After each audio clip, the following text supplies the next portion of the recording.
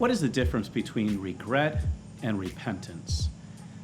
They look a lot alike, and we might use those words interchangeably, but really there's a world of difference between the two.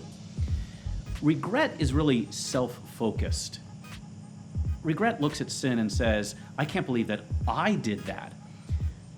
Regret is turned in on oneself, and it doesn't really leave any room for God, and therefore any room for reconciliation. O God, be merciful to me, a sinner. That is the simple prayer of the tax collector who stands at a distance in the temple, with his head bowed, and strikes his breast in repentance. Now, a lot of people in our culture would think that he suffers from low self-esteem, but he is in fact a very healthy soul, and he is a great image of repentance.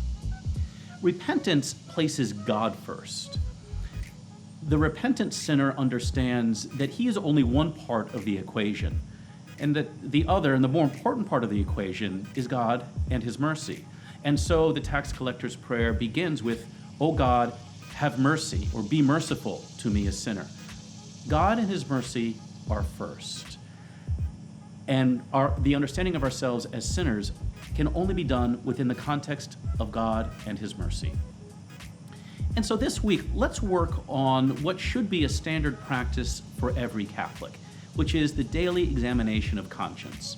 We should set aside 5 to 10 minutes every day to look back on the past 24 hours and to recall the specific acts of God's goodness to us, and to recall also how we failed to respond to God's goodness, that is, how we sinned. And then conclude that time by asking for God's mercy, turning back to him, turning out of ourselves and towards him. And we can make our own, at the end of that time, make our own the prayer of the tax collector. O God, be merciful to me, a sinner. This fall, watch less about the elections and more about 2 Minutes to Virtue.